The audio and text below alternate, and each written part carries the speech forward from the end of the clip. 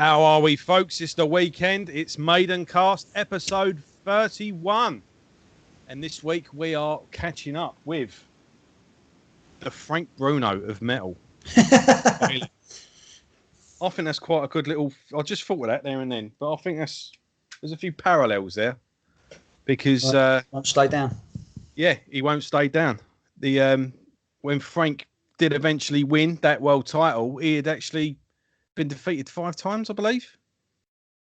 Or at least 4. Let's go. Bone Crushing Johnson, wasn't it? Steve Witherspoon beat him. Tyson beat him. I've never really been there. Lennox Lewis. And then he finally went for it again. It might be 4. But boxers fucking retire on 4 defeats. Oh, yeah. Today, anyway. And then that's if they Oliver McCall. Fury and Joshua. What about that? Well, it's supposed to be fucking signed. You know, they're the ones who got all the belts. And it's like, right, let's make the obvious match and put them all together so we can have an undisputed heavyweight champion. Yeah. And they're like, okay, yeah, let's sign it. Oh, no, Deontay Wilder, you owe me a 3rd fight. It's in the contract. Fuck off. Oh, I'll take it. Yeah, apparently it's in the contract. Oh, I'll take you to a court of arbitration. And the court of arbitration went, yeah, you owe him a 3rd fight.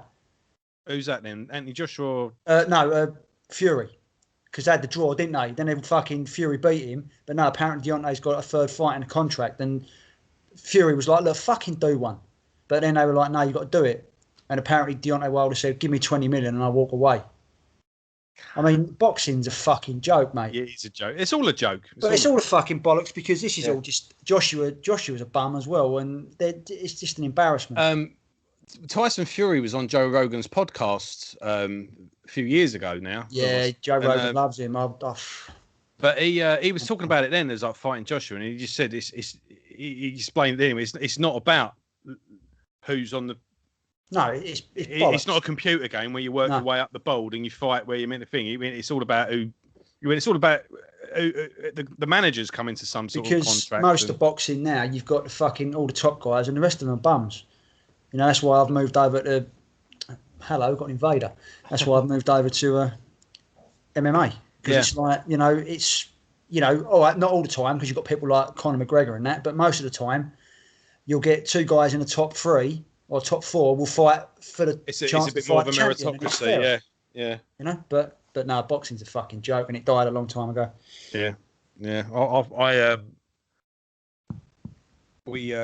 This is Iron Maiden podcast, by the way, for anyone that's new to the totally went off on one there. Anyway, but yeah, I've said many a time, I grew up during the last golden age of boxing. Go away. So, mate, boxing when I was a bit like wrestling in a way. When I say that, there was characters.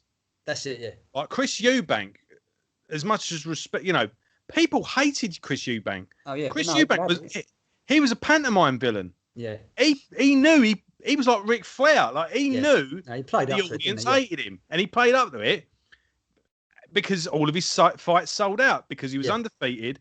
People wanted to see him get knocked out. That's it, yeah, exactly. Genius. And Nigel Benn hated him, Steve Collins, and and then obviously when Tyson came out of prison, and like I say, watching Frank Bruno. I mean, Frank Bruno's he's a national treasure, isn't he? And when he finally did, he just kept trying and kept trying. I've brought it back round. Did you see that? And when he beat Oliver McCall, I remember my dad let me have a day off of school so I could sit up and watch it. And that was history, And then obviously Tyson come out of prison and basically just went, that belt's mine. I'm carrying on where I left off. There were characters. Yeah. There's no characters now, and it's a shame. I know you brought it back round, but before we talk about Tyson, he was on Joe Rogan, and basically he was saying he was hypnotised. I was hypnotised. Yeah. Yeah, he was hypnotised basically to bring out Savage, and apparently he was never turned off. What? He was never turned. You know, when you're hypnotised, obviously you brought out of it, aren't you? Yeah. And he said no one did that. No one gave me the word or the thing. So the Savage was always there. And he said it's only now that he's learned to fucking deal with it and start to make amends for some of the fucked up shit he did. Yeah. I did think it was funny because Have you seen, you know, that it's a meme now, isn't it? I broke my back. And he goes, I broke my back. He goes, what do you mean? He goes, my back is broken. What, like a damaged vertebrae? Spinal. And now, when anyone has back problems, they all share that. Like, look, this is me at the moment. And but that's what, and Joe, he mentions on Joe, he goes, yeah, and I had to go into like a mental house. He's like, well, you got put away in an institution? He's like, yeah. What for? Being crazy. I was put away. What for? Being crazy. Yeah, it's he straight down the line there, isn't he? You know. Yeah, that's like there's a fucking reason. Again, that someone like Tyson, Mike Tyson, is being offered to fight now, and him coming out of retirement is more of an event than watching the up and coming. Yeah, that's it. Yeah. Anyway, yes, the man that refuses to go down. Yes, Mr. Blaze Bayley. Let's get back to music. Yeah. This is his third album under the name Blaze, and this is the end of an era. This is the last album with the first lineup. I think this is going to be a bit more of a straightforward review because this is a straightforward album. It's basically just 10 straightforward heavy metal tracks. The last album was a bit ambitious and a bit experimental is not quite the word, is it? Ambitious, shall we say? Yeah, I don't know. Perhaps his reach exceeded his grasp, I think, a bit on the last one. But fair play to him for having the balls to try it. Yeah, he had an idea and tried it. And obviously the first album to explore, you know, it was him finding his feet and trying different styles. I thought it was quite a pretty consistent and together album, but you had different views. Yeah, lyrically, obviously I loved the first one because I was pretty much there on release day because obviously I was a big Blaze fan for Maiden, but then I was just I didn't, perhaps because what he's saying recently, the press were out to get him, and I think he's right because you never saw his albums fucking reviewed or released anywhere. No, you only ever saw him like in adverts and things like that. Yeah, it's not the odd gig review. Almost was a conspiracy. Even the gig reviews were festivals. It wasn't like a Blaze. No, it wasn't. They didn't go. Yeah, they didn't go and watch Blaze because obviously the Phil Alexanders of this world all took the piss out of the geezer and never gave him a fair chance. So that's probably part of the reason why I've never really followed his career. No, and another thing as well. Well, I only really got into it when I was just out of curiosity. I was like, I wonder what he's doing now. And I remember it was his latest album at the time. Anyway, was Promise and Terror, and I knew of the background of that album as well, and that was really where I jumped on, and I sort of worked my way back. And obviously Amazon at the time had just really started kicking off, and you could buy second-hand CDs on there. They were practically giving them away, so I worked my way backwards for the catalogue. Went, hold on a minute, this guy's fucking good, and went to see him live, you know, eventually, and then that's when I jumped on him really, and yeah. And I do see Blaze Bayley's solo catalogue as like the Star Trek Next Generation to if Maiden's Star Trek. Yeah, the original. You know, or if Iron Maiden's Buffy, then Blaze is his Angel. Yeah, his Angel. Yeah, it is the perfect little spin-off. If you wanted a darker and heavier Maiden, I think Blaze has filled that gap quite well. Does, much better than Paul. You could say Bruce occupied it with Chemical Wedding and Accident of Birth, but. Yeah, but those two albums were unique. I mean, there's nothing that sounds like them. And but yeah, also lyrically on this album, this is obviously a lot more personal. Yeah, there's no wild concept on this. There was a bit of sci-fi and a bit of philosophy, I suppose, on the first album. You know, speaking about our relationship with technology and the way society is progressing and how fast it's progressing and where certain things are leading to. And then obviously we had the big, I don't think even Blaze even knows what the second album was about, even in those. No, it was crazy, wasn't it? It was intergalactical. To fucking get into a spaceship. He must have been on mushrooms or something because he was definitely some inspiration going on there. This one is a lot more down to earth. It's a lot more about, human emotions and human feelings and situations, which we'll explore as we go through. And also, this is just 10 knuckle down heavy metal tracks. There's not a bit of air space to breathe. I don't think there's an ounce of fat on it either. There's no real particularly long songs or anything staying out. It's outstaying its welcome.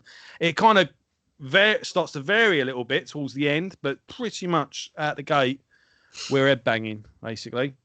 I did mention in a previous episode about on his websites, he does tiers of how much to pay for the album. So if you just want a standard issue album, or he's got like a silver tier where you got a few extras, and then like a gold tier where he throws all sorts of stuff in there. And I actually did that with the Soundtracks of My Life compilation that he did. He did a 2-disc best of with basically a best of his solo material, but with a load of odds and sods chucked in as well, a few B-sides, and I was just mentioning Motherfuckers Are Us, which was on the original Blaze demo, which I think was re-recorded for the album but didn't make the album. Yeah, Silicon Messiah. There was 2 new tracks as well. But yeah, I also got this book, and I wish I'd thought of this when it came to Silicon Messiah and 10th Dimension, but I'm not going to bore you and read it all. But yeah, as you can see, he goes through his entire career, album by album,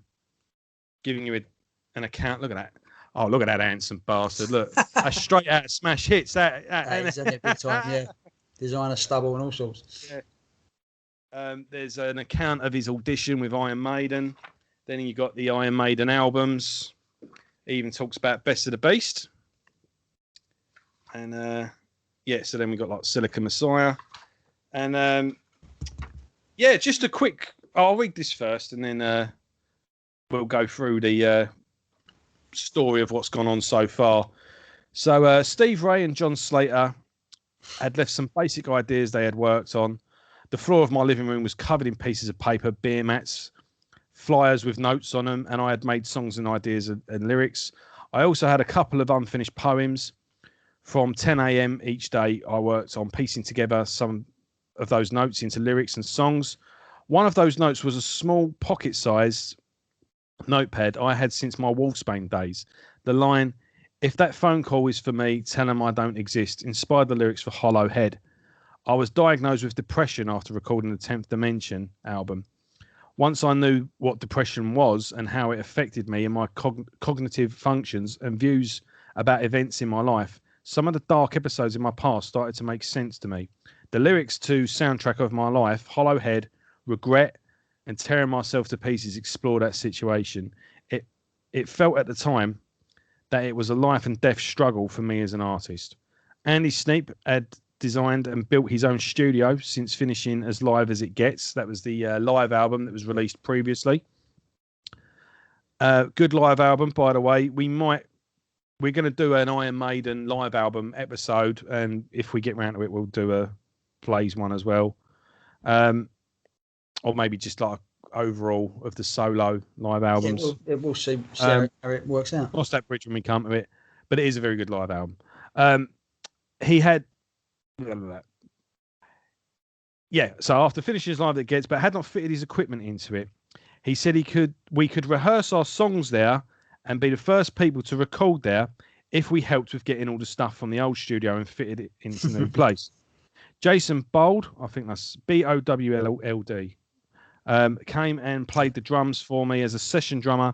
Steve, John and Jason and me rehearsed and arranged all the songs in about 5 days.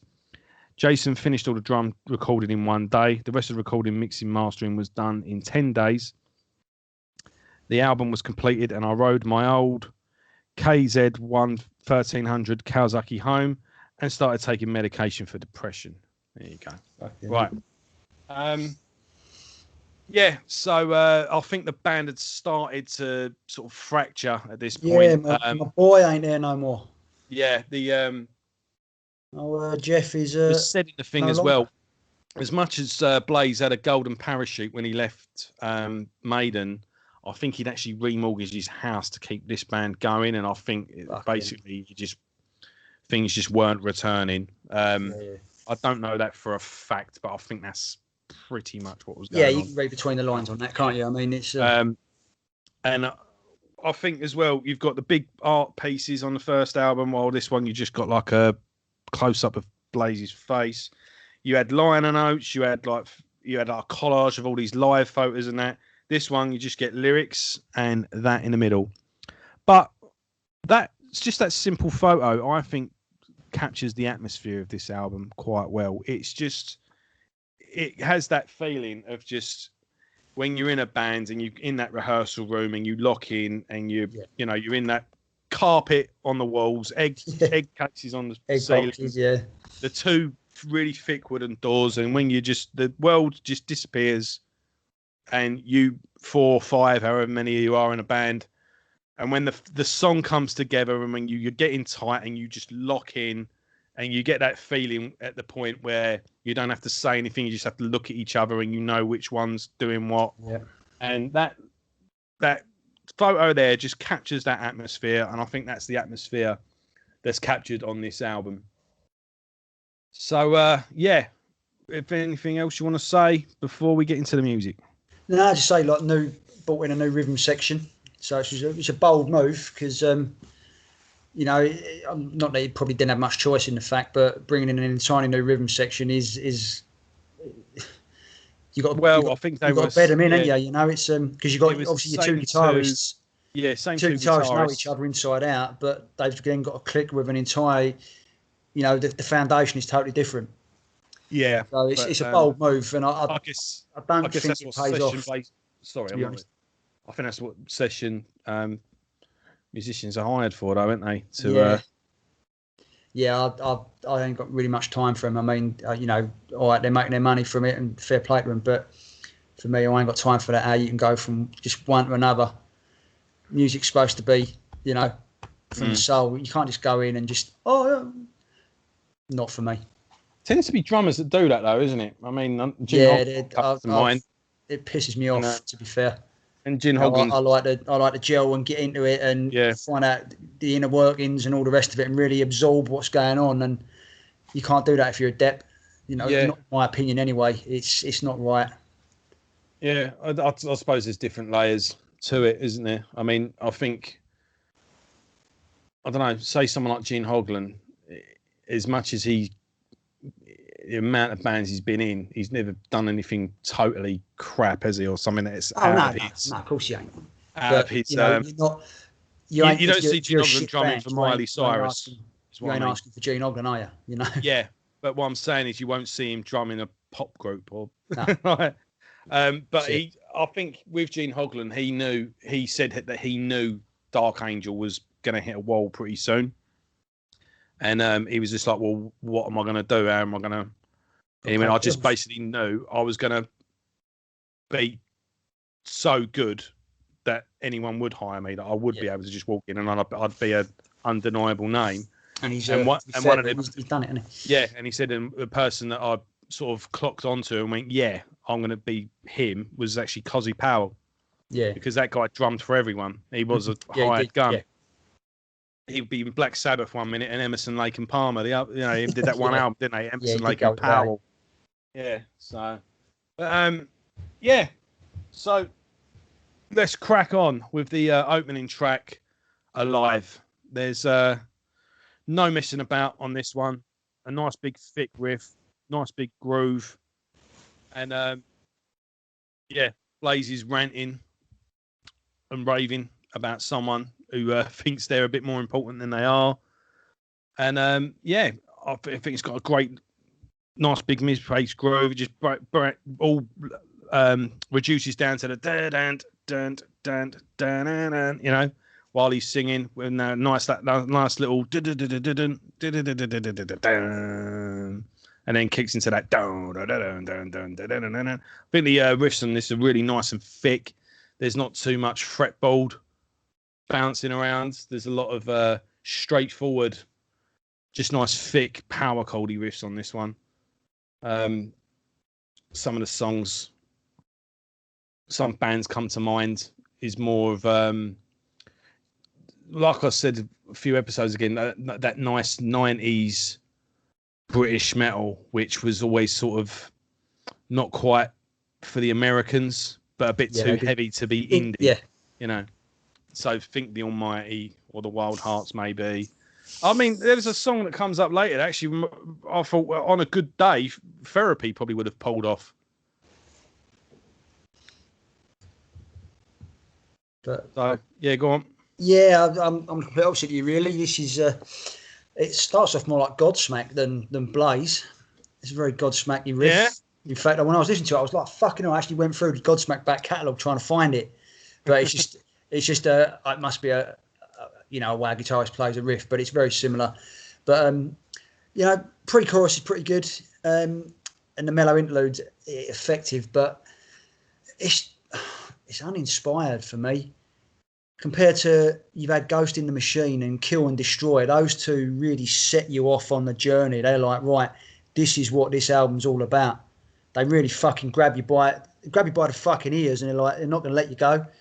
Yeah. But this song is just like, it's ironic that it's called Alive, because there's no life in it.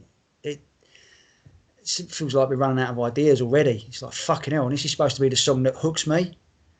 It's not doing a very good job. See, this song's always hooked me. I've always thought this was a good exercise album. I like the bouncy rhythm on it, like the it's all right, but it's nothing. It's just uninspired. Like I say, Ghost in the Machine really fucking. It was like, whoa, and then Kill and Destroy, it was the complete opposite of Ghost in the Machine, because whereas Ghost in the Machine was heavy and groovy and bouncy, Kill and Destroy was like, boom, fucking in you go, soloing straight away, fast paced, really fucking full on, But this is just like, it's all right, but no, if you're going to put the song on the album, put it in the middle or something, don't open it with it. But I'm looking through the fucking track list, and what's an album opener? This is the start of a major problem on the album for me, and it's I can see why this is the end of the era. It's almost like the band were like, you know what, let's just fucking go through the motions. We're contracted to do this album. Let's just do it and fuck off. Well, I get the idea that we're in a contract, let's get it done and out, is more on the record label's point of view than the band's. And I think that's reflected in the lyrics. You can tell. Yeah, it's like you say. Blood and Belief, which we'll come to. You can kind of tell that he's holding on to dear life. Yeah. No, I still stand. I think this is a good little album opener. I think it's a good live track as well. And how do you do it live?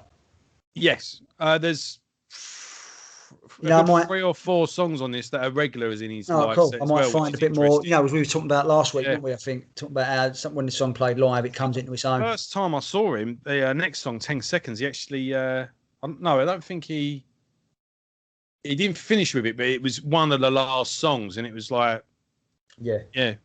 Yeah, like I say, might make more sense live. So when we go through, when we do the live albums, I might grab hold of it a bit more and start to appreciate it for what it is.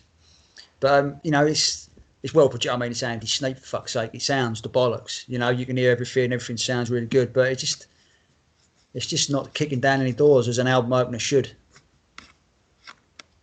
Yeah, I'm trying to find a set list actually, but not to worry.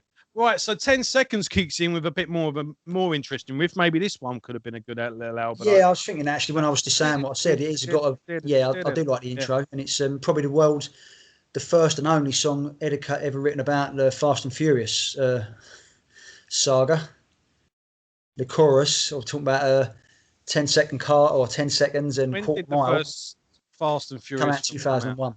Oh, really? Oh, yeah, and I think Too Fast, Too Furious had come out the same year or the year before this. So he was definitely, this is what the lyrics are about. And make bit different for him talking about philosophy and fucking black holes. He's talking about Vin Diesel, but it's whatever grabs you, isn't it? But I suppose it's a good, as cheesy as the films are. I mean, they're fucking great, but the motive behind it, you live in your life 10 seconds at a time, never losing sight of what's right in front of you, just going for it and living life is a good, Blaze does write sort of good motivational lyrics, and although these are based on the film, they are, you can apply them to certain things, and it just gives you a kick up the arse just to keep going and carry on.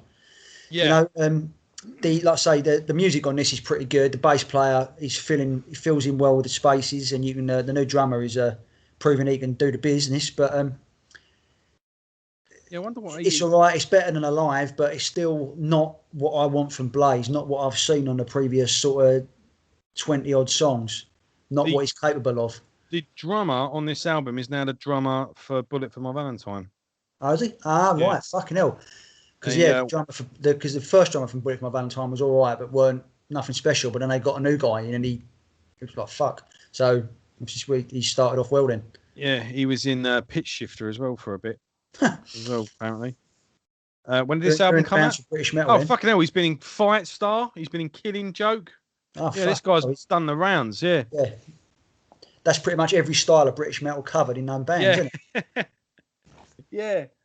Killing Joke are a band I'd like to. I like a couple of their songs, and they seem to have a pretty dedicated fan base. And yeah, I've never been out of Peg'em really. I couldn't. Yeah, really... and it's like, what album did you start with then? Like, where'd you jump on? Because it looks like they've gone through a bunch of different eras as well. But if you ever watch an interview with a singer, I forget the guy's name now, but yeah, he's not short of an opinion or two, and I like that, especially in nowadays when everyone's fucking banal. Yeah. He's actually got a thing or two to say, and not necessarily always agree with it either. But it's an interesting. He has what he does say. You know he's thought about it. Yeah. You know? And let's face it, if you can't speak your mind, what's the fucking point, you know? Yeah. To a certain extent, anyway. Yeah, there's a great little video of a rant. They said, I think he says to him, like, would you ever go into politics? And he was like, why the fuck would I do that? He went, name me one musician that went into politics and, like, did good. And then he goes on a rant. He starts picking them off one by one. Fucking Bono. Yeah, and he goes off on a rant and he just goes, oh, sorry, I went off on one there, didn't I? Yeah. But, 10 Seconds, I think, is another sort of mid-paced groove. It's a bit of a, like a nice sort of slow, grinding song, much in the vein of sort of Sabbath or maybe even Down. But in that vein, really, it doesn't really sound like Down. I know what you mean, yeah. And, no, again, I think I find this a very effortless listen. I really do. So, it's weird. This is me and you flipped on the Dance of Death because it took so much effort to not put Pantera on when I was listening to it. What song? No, when we talked about Dance of Death last week, where I fucking waxed lyrical about it, and you were like, "It's crap." Whereas I struggled with this because it was like every time I was trying to not put something else on because it was hard. It was hard to get through it. Yeah, that bad. And I don't like that because the first two Blaze albums, I love Silicon Messiah anyway. I loved it from minute one. And 10th Dimension, I found that it wasn't as consistent, but there were some really, really good songs on it. But this is, I'm struggling. It is just like, it's just tired. And obviously looking at the history, obviously this is the end of that. The lineup's fucking gone. But this is the end of the band Blaze. And you won't see him again for 4 years. Yeah, and that tells you he had a lot of soul searching, and he had to rebuild again. And this shows why it's got contract fulfillment written all over it. Unfortunately, these two guitarists actually went on to form another band called Soldier Field. I want to say. Let me just quickly look it up. Rise to Addiction, I think they did, and then it might have been Rise to Addiction. I'm sure they did another one called Soldier Field. Yeah, well, one of them did a band called Rise to Addiction, and then there was another band called Soldier Field that he was also in, and that was Steve Ray and Jeff Singer. There you go. Steve Ray and Jeff Singer was in Soldier Field. Yeah, sorry, I knew I was right, but sort of wrong. So moving on then to the title track, Blood and Belief. And again, nice little intro. Yeah, this is more like it. Yeah, for me, it was like, right, finally, we've arrived. Yeah, and then so it's a nice big opening, and then just a nice quiet, reduces down to clean guitar, whilst he does the sort of mantra really, blood and belief. Yeah, I like that. And that's good. That works live as well because he doing that, he gets the crowd going. Cool. Blood and belief, and then blood, and then bam, dun, dun, dun, dun, dun, and then he's at the front giving it, come on, and Yeah, no, I like yeah. So it goes through. Verse and chorus on this. They're really fucking. This is what I bought the album for. You know, I'll stream the album for. You know, that's what I pay my subscription for. But it doesn't last. It sort of loses its way. You got that strange sort of dual guitar bit. It's a bit, it goes through different stages and it does work live, but this song could do with a bit of trimming. I will admit. That weird sort of dual guitar section, it's just like, I talk about kill momentum. It's like this is the equivalent of ending an Iron Maiden gig with Run to the Hills. All the momentum that's been built up beforehand just comes careering off of a cliff with this bit. It destroys a song. It finds its feet again when the solo comes back in, because there's a good bit of lead work there, but it's well too long. Like you've hit it now on the head. You could trim the fat on it big time. Yeah. And but this is like fucking hell. I'm struggling. Like this is 3 songs in. We should be into the meat of the fucking album now. This is where it should be. Right, we're in. Let's go. But I'm still like fuck. I'm still waiting for the hook to come and actually get me. I don't like saying it because it's like. The first 2 albums have been so good. Well, maybe we'll see what the next one is, because the way the track ends, it comes to quite an abrupt end and then just kicks straight into the next track with that main melody lead off, that. Yeah, I like that. And and it goes to a nice quiet bit. It's a nice sung verse, and then that build up, and then it kicks into that. And then that big main melody kicks in again for the chorus. Whilst Blaze does quite a soaring vocal take on the chorus. Is it life or death for you? And that was the song I was thinking of. This could have been the Almighty. Could even have been a Wolfsbane song. When the Wolfsbane were at their heaviest. This is a good chunky 90s British metal track. Nice bit of melody in that main riff as well. It's a bit different for Blaze. Yeah, I'm not a fan of the intro, but I like the pick verses. I think they're pretty effective. But the intro, like I said, I'm not a fan of it, but it works better with the good vocal line. And Blaze, it's first time on the album that Blaze has sort of thought outside the box. Like I say, is it life or death for you? The vocal line it picks the riff up.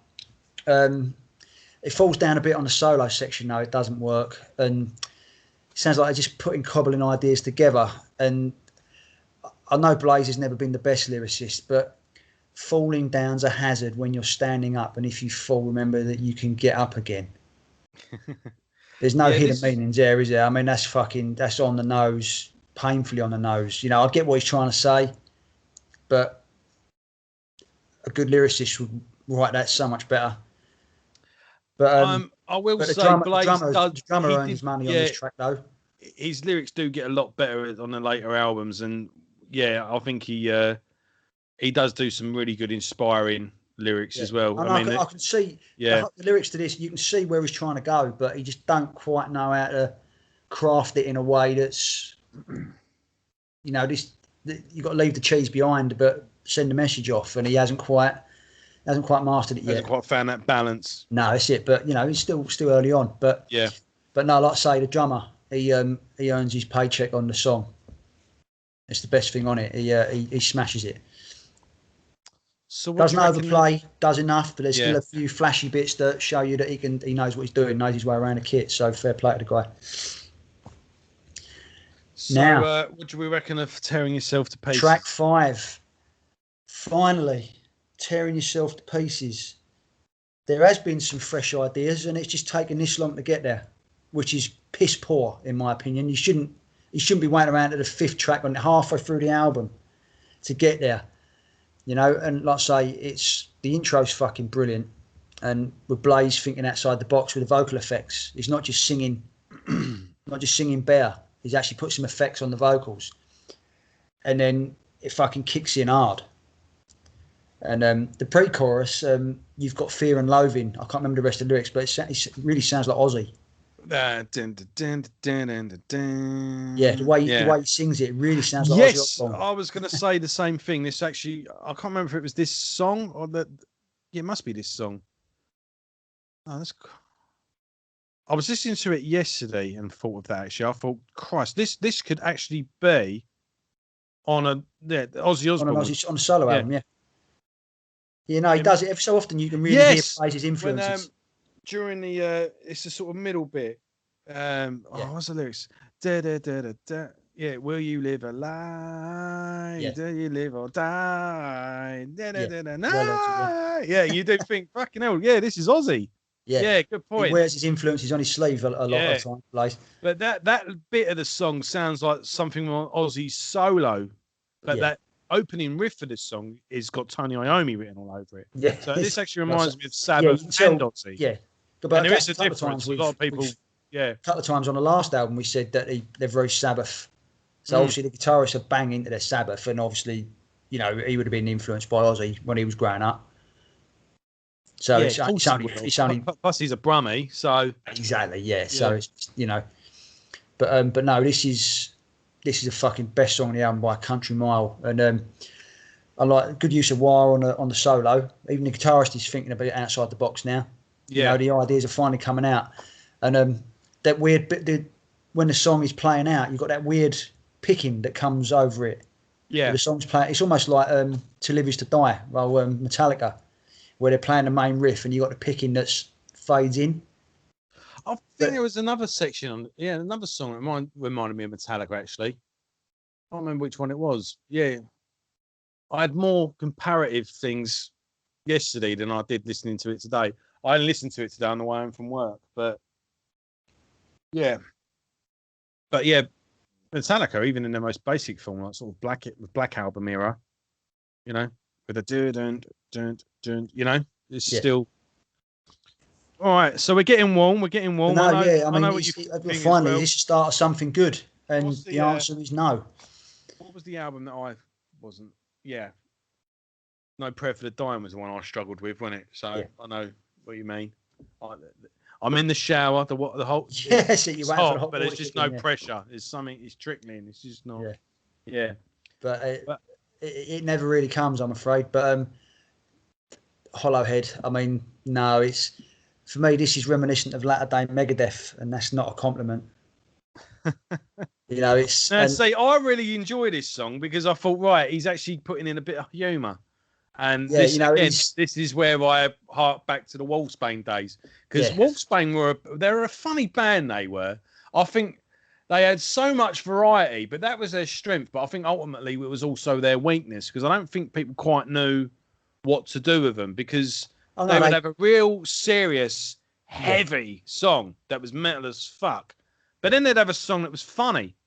Yeah, I mean, it tells you all you need to know when they name a fucking EP or a live album. All hell's breaking down. All hell's breaking loose down at little Kathy Wilson's place. No, that was an EP. Like, what the fuck is all that about? You know what I mean? It's about going. Yeah, they were going home from the white. Oh, yeah, I've got that one here actually.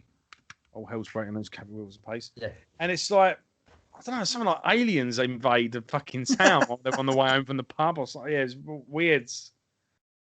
Yeah, but and then they got like a great song like "Paint the Town Red" or "I Like It Hot," which that would have been classic rock, like as good as AC/DC. You know, that good time. We're drinking and we're dancing and we're whatever. You know, it's a great rock and roll song. You know, and so they had classic rock songs, they had funny songs, they had heavy as fuck songs, and it just all came together in this. And it was just like, but what is it? What's the main?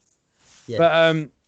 But I mean, as much as dark and serious as Blaze has got on the Iron Maiden albums and now his solo thing, it's quite good on this track to see that humour come out in his lyrics again. Is this the one about the doctor says I've got a hollow head? If the phone's for me, I don't exist. Is that the lyric on this? I think. Yeah, if the phone's for me, tell them I don't exist. Yeah. I don't think I'll be missed. Let's have a quick look. I thought the lyrics were quite. Yeah, it reminded me of obviously Prime Mustaine, but obviously Blaze is no Mustaine.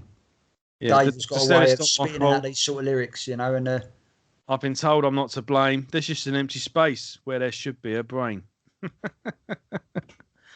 And the doctor said I've got a hollow head. I mean, we've all had them days. Yeah.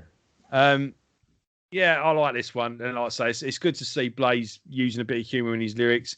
And when you do, as the first time I interviewed Blaze, I just said, you're nothing like how your music portrays, like, because in your albums, you are at war with yourself. You're spilling your guts out and telling a complete stranger everything about you. Yeah. You're completely vulnerable. And you watch an interview, you think you're going to be this dark, brooding guy, yet you're a fucking laugh a minute. Yeah. And well, thank you. But in the interview, he's every other thing is a joke, and he's very self-deprecating as well. He loves taking this out of himself. And it was actually a struggle to get a serious answer out of him towards the end of the interview. Actually, it was just like, right, fair enough, but I've got to write these down, mate. Yes, yeah. Yeah. So, it's like I say, it's all right. It's like I say, Megadeth-esque, but I like the faster riffs in the middle of the song. Yeah, it's a nice thing. But then it's back to subpar Megadeth, and I thought we'd had an epiphany with Tearing Yourself to Pieces, but I was wrong. Right, Will to Win. Oh fucking hell! Don't. I couldn't even. I really had the urge to skip this. It's just pure filler. Lyrics, I can see what he's trying to get out. Yeah. And the chorus is all right, but it's the first time in coming up to 30 songs of his that I've hovered over the skip button and really had to fucking fight myself. Because obviously, like, this is, I know you've lived with this album for a little while. This is the first time I've heard it, and it's nothing. I might come to appreciate it more with more listens. Yeah. But there isn't a whole lot telling me that I really want to listen to it more. I don't know. Yeah, maybe if you watch like a live DVD or something, and maybe the songs come on, it's amazing now. Better, hearing the songs live, you can appreciate the stuff more. So it might help out when I eventually get around to it. But I'm struggling big time. I'll agree with you that this song is filler, but to me, again, it doesn't turn me off in any way. But I can agree with what you mean when you say it's filler. So I think things do pick up actually at the end of the album. Let's see what you think. Regret. Excuse me. Regret. One of the sounds darkest. Like Virus. Huh? When it starts off, it's Virus. Oh yeah. Yeah, I didn't think about that. But then it changes. It's like the first 3 picks. It's the Virus intro. But nothing wrong with that. It was a great thing. But obviously he wrote that song, so I think this is a great dramatic. Oh, it is. It's a fucking brilliant really song. Good.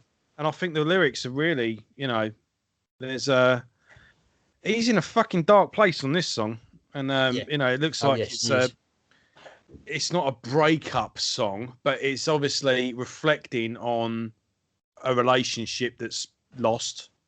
And it's not like you left me and oh god, and it's actually like no, I fucked this up and I know I did, and I've got to live with fucking it up. Yeah. That's what it says to me, and that's a big thing to admit. Not so. I haven't really had a chance to really live with the songs to absorb them, but I do. The chorus, I mean, the verses they tread water a bit, but the chorus fucking soars. I mean, I was whistling at work today. Yeah, I still walk, I still breathe. I'm not the man I used to be. The hole here in my chest is filled with all of these regrets. Yeah, and there's another bit. It's brilliant, and it's musically it's good. Like I said, the verses are a bit middling, but if I'd really fucking nails it on this, or the band, the actual musicians in the band, or the instrument players, I should say. If I'd learnt my lessons sooner, if I'd sorted out my head, then I would still be with you, and I would not have one regret. And then he repeats the line. I would not have one regret. So that's someone who's haunted by what's ever happened. Yeah.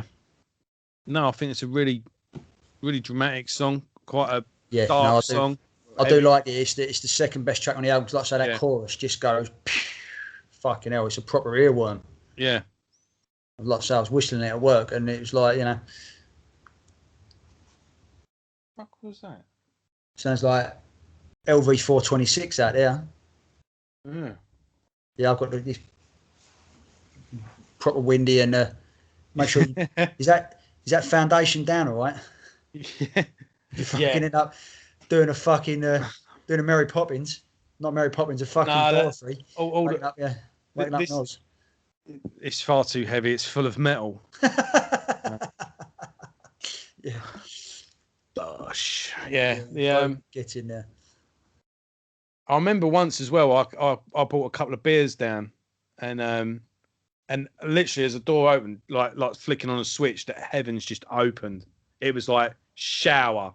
Yeah. Like even if you just stepped out and in again, you'd be soaking. Fucked, yeah. And Melissa actually rung me and went like, well, that's you for the night. And I just went like, yeah, I'm fine. Yeah, that's it. Get your head down. You've got beer and metal. Yeah. So Gully used to hate this though. I thought, right, I finally got the best thing to record. I've got my music. I've got a thing. Yeah. And he went, every raindrop that hits that roof, I can hear. He went, you're going to need to buy, like, he wanted me to buy eggshell shit. And all that. I was like, no, fuck that. He used to send me Amazon links to those foam pads. Yeah. It's like, no, not happening. Yeah, next week maybe. I remember Gav come to see me once as well. And I brought him in here and he just walked in and went, this is nicer than my flat. Have you ever been to Gav's flat? I suppose you have you? What it's a toy museum. Because I've only been his place once when he lived in Pitsea, and obviously that was a long time ago. Yeah, his place now. Riley was just like he just didn't know where to look. He was just there, transfixed for ages. Like my CD collection, his toy collection is it's Aladdin's cave. It's awesome. Anyway, right. Let's go. The Path and the Way. I keep track 9. Fucking hell. What's this? Two decent songs in a row. Who are these people he keeps talking about? I'm gonna have to get them all on at some point. I meant to be getting Gav on at some point, but it's two decent songs in a row. Fucking hell. What's happening? Well, we're getting there. Yeah, I mean it's taking its time, but it goes straight in with a fucking good riff and some good kick drum work. This is a nice. Like I say, then the old verse kicks in nice and mellow. Look. Some good electro-acoustic guitar, some picking. But then you've got the old chugging riff coming in, nice staccato, and I like that. And then it's got Blaze using thinking outside the box again. It's quite a unique vocal line. I can't quite remember it, but I just remember it was nice, clean, dark guitar on the verses, and then it kicks into a nice... Good musicianship on this. This is, like I say, this is where I've been, like, last two songs. I'm like, fucking hell, yes, finally. Do you know what this song reminds me of, actually? Is Prong. The most underrated band on earth. Yes, very Prong, very Helmet. Yeah, very like the riffing. As much as Tommy Victor can do like a nice off-kilter riff at the time, but he's actually some of his stuff's actually quite simplistic, and I mean that in the best way. He just knows how to write songs. Yes, exactly. And doesn't, he can make a dun, but he can make that like something simple. Yeah. And he can structure a song around it and make it a great hook. And I'm going to be doing a video actually of Let's Talk About Prong, where I go through the entire catalogue. I mean, there's just so many bloody albums. It's I mean their early stuff. Fucking hell. Oh, the early stuff, Untouchable. But the later stuff's just as good. That's the thing. Like there's so many good songs and so many good albums that guy is responsible for. And pretty much like Blaze. I don't think Tommy's nice guy as well. Fully going to be appreciated until hindsight, really. Yeah. And that's bullshit. Got to get it out there on here. Ask my band support him. Fucking love it. Boom. Open for Prong. He remembered it as well when I met him last. He remembered that gig. Yeah. Yeah. He went, oh man, you're a fucking trooper going to that area. Come see us. Yeah. That was a quality night. God, what the fuck are we doing here? Yeah, that's it. Yeah, well, good gig, though. That was a take the money and run gig, wasn't it? Yeah. Yeah. Fucking hell. So no, it's back to the song. Yeah, it is very Prong with the old riffing, and it's and they speed it up at the end of the song as well, which I like. I sort of double time it, and it works really well. But like I say, 2 tracks in a row, man. It's taken track 8 and 9 to get there. Well, I think that sometimes pays off as well. If you, I think I could forgive an album if I'm not too keen on the beginning tracks. But the the last 2 or 3 strokes are solid as fuck, then yeah, I can forgive it.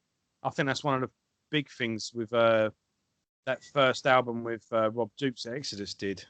It completely sort of derailed the momentum because they opened that first. So it's the first album, new singer. The shittest song on the album is the opening track. It's like weird, you can imagine like people going, "Oh, I would have just fucking turned it off." Cause yeah, especially but the second track onwards, thrashers, it's like boom. Yeah, it's like they opened with the filler. So why did you do that? Yeah, yeah. But it's not that bad a song actually. They're so just doing it to be arseholes. Yeah. Yeah. But yeah, you know what I said about 2 decent songs in a row? Yeah. Well, we don't get 3 decent songs in a row. This is not the way to end an album. It starts off well. I like the intro and the lead over it. But again, I've noticed this is a pattern on the album. Not for the first time. They start the song with the chorus riff. So that that nice little hickety. Yeah, it's the chorus riff, isn't it? And not for the first time. I think it's about 3 or 4 times they do it. But it starts off really well. It's like, yeah, fucking hell, this is happening. And I like the it's weird, I don't know what to call it. I think it's the pre-verse riff. Like say we get a double kick. And it's like the double kick comes in like the concert. I can't really, but then the verse kicks in and it's just Dole's Ditchwater.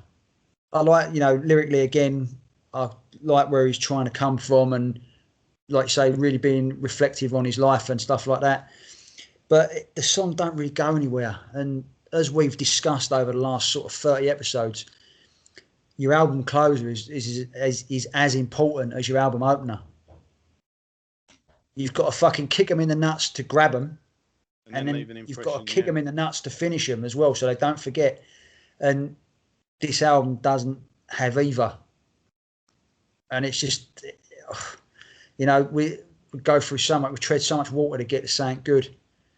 And then when we finally get there, we fall away again. And then we start to just get there again. And what should be the crowning achievement, the fucking thin line between love and hate, the rhyme of the ancient mariner, we haven't got it. And as well-intentioned as this song is, it's just treading water. Yeah. And oh man, it's a shame because Blaze has really built up for me. Like I say, because you've been with him since the start. I haven't. I was there at the very beginning, but then fell away. And after listening to 10th Dimension and being rewarded, you think fucking hell, where was I? Why wasn't I here for him? And then I get this, and I appreciate. Obviously, it's a different album. Like I say, there's no grand concept. This is just him pouring his soul out on paper. But the music and the ideas they're not the best platform for this. So if these sort of lyrics where he's really pouring it out deserves better music to go with it to really make you stand up and pay attention to what he's trying to say. Yeah. And it just doesn't. And I don't like, it's the first time I've had to give him a kicking. I don't like doing it. We're a long way from Paul Di'Anno. Yeah, we're a long way from Di'Anno, but it's like it's like, oh fucking hell, what? And that's it. No, we've begrudgingly given him a kick in. So, I don't like doing it. Yeah, we've done it with him. If you think it warrants it, we've got to be honest. Yeah, and as you know, I've given Maiden a kick in as well. Yeah, a couple of times. You probably wanted to give me a kick in for for what I've come out with. Well, yeah, But no, you've said some hurtful things. I'd have you insult my children before. Yeah. Some of the things, blasphemous. But there you go. That's the word. But no, when I become a malevolentist hater, you'll be taxed heavily. Don't worry. Yeah. Yeah, 95%. Put in the Tower of London. That's it. Yeah. But no, I'm very loyal to the bands I stick with, but if they let me down, I'll fucking be vocal about it. And Blaze has let me down on this album. Well, not so much Blaze. I think it's a combination of the circumstances that he was in. It's let me down. Yeah, it's obviously there was a lot of shit going on in the band at the time. This is, if anything, this is the soundtrack of my life. This is the soundtrack of someone trying to just fucking hold everything together. And it. Yeah, this is Lars Ulrich through his fingers. This is Lars Ulrich in fucking some kind of monster, innit? Just fucking trying to hold it together. Yeah, I think as well. I say I don't want to discuss the man's business, but if I fucking know it, it's obviously not a secret. I don't know. It's not as if I fucking know him, but yeah, he had remortgaged his house to keep this band going, and the band were on a wage. He was paying them. Yeah, so and they haven't done him any favours here. And he's running out of money, basically. Yeah. He's probably got under a lot of stress because people might be going, look, I've got bills to pay, or I've got this or that. Yeah, and he's going, we're not making it. I don't know what to do, you know. Yeah. You can imagine. Yeah, but to be honest, mate, I respectfully disagree with you. I think this is a good album. I do enjoy this album. I think it's a nice, honest, bare bones album.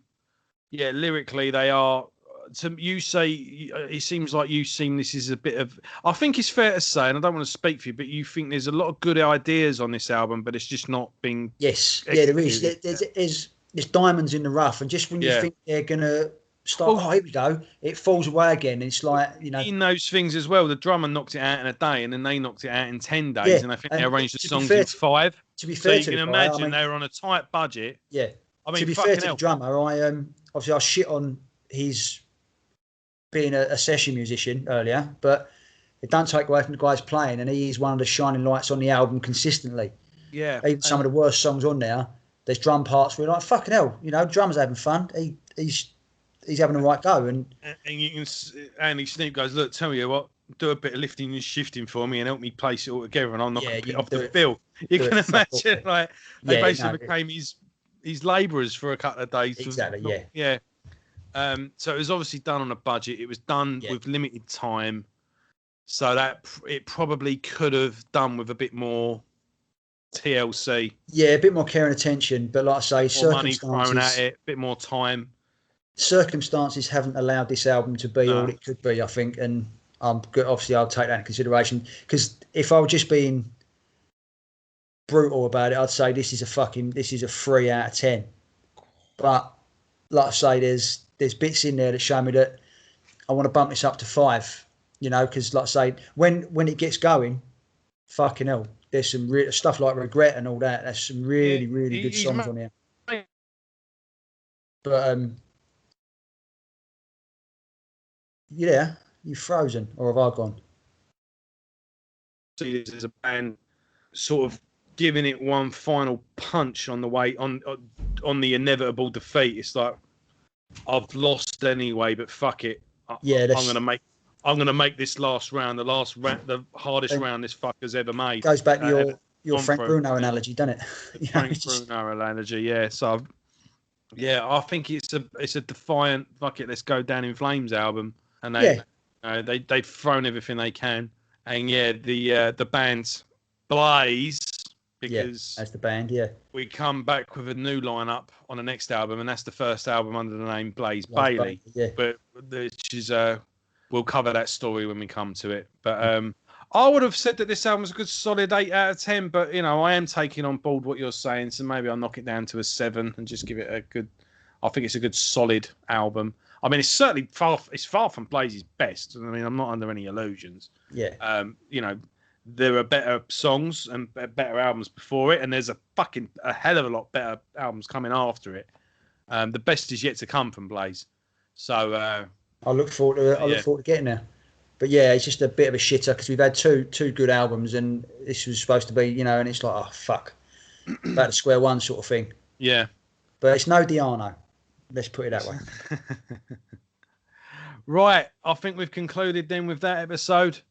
As always, thank you for watching, and if this is your first episode, welcome aboard, and you know, feel free, go and listen to some old episodes. Use this as an intro or use it as an afterthought. Do it however you like. Give us one of them, like and share. And, or one of them, if you feel. Or one of them, it doesn't matter. It doesn't actually make any difference. It's all interaction. Yeah, thumbs up, thumbs down is actually for me to look at. So yeah, if you want to piss me off, give me one of them. But if you think you're fucking the YouTube channel up, no. Any reaction is a good reaction. Yeah. And what do you think of the album? Start chatting with us. Leave us some comments. Let us know. Let Luke know how much he's wrong. And, about this and so many other things. Yeah. So, yeah, thanks for watching, everyone. And we'll see you next week. And next week, we are looking at Bruce's last, to this day at least, solo album, Tyranny of Souls. And then a week after that, we'll be back with Iron Maiden for A Matter and Life of Death. Look. Here you go. Timed it better. Look at that. Yeah. Right. Take care, everyone. Stay safe and stay sane. See you later.